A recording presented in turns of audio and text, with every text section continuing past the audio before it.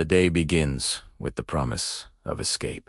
A boat, a calm horizon, a group of friends, loosely bound by familiarity rather than intimacy. The sea stretches outward with deceptive generosity, offering space, distance, and the illusion of control. Among them is a woman already tired before the journey begins, not physically, emotionally.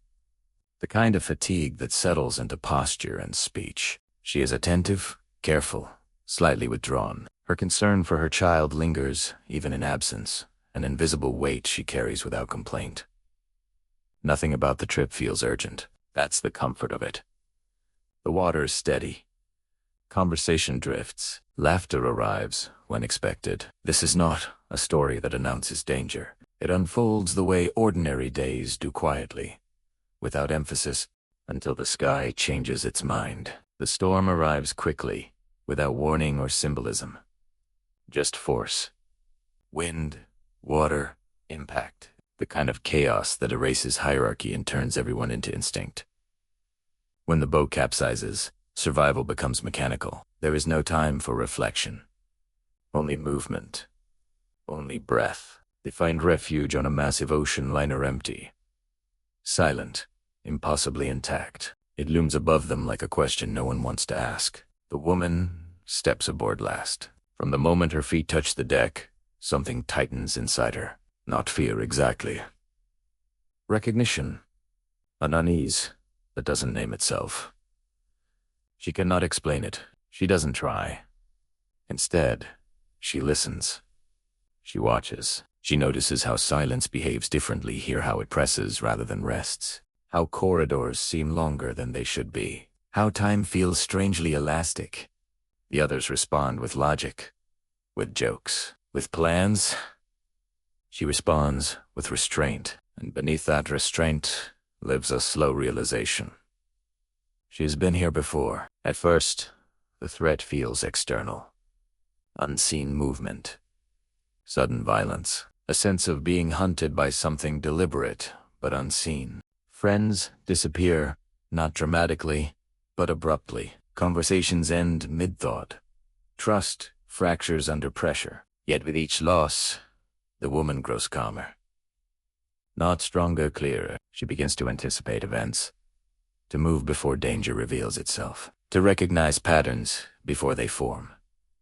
This should alarm her. Instead, it reassures her, because familiarity, even with terror, feels safer than uncertainty. Choices present themselves. Each one feels reasonable, necessary, protective. And each one moves her closer to something she refuses to articulate. The shift comes not with discovery, but with confrontation. She sees herself. Not a reflection, not a metaphor. A presence identical, deliberate, real. In that moment, fear finally gives way to understanding. This is not a place she wandered into. It is a place she returns to. The story is no longer about survival. It is about repetition, and repetition demands explanation. Memory begins to surface, not as images, but as weight. Guilt without a clear origin, regret sharpened by repetition. The truth emerges gradually, with reluctance. This loop is not random. It is not punishment delivered from outside. It is maintenance. Each cycle is an attempt to correct something that cannot be undone. A quiet negotiation with responsibility. A refusal to accept consequence. The woman realizes she has been choosing herself again and again, believing each time that this version will be different. Kinder, braver, more deserving. But survival has a cost, and that cost is always paid by someone else. The others were never companions. They were variables. In the end, the ocean looks the same as it always has. Calm, indifferent, endless. The cycle resets not because it must, but because she allows it to.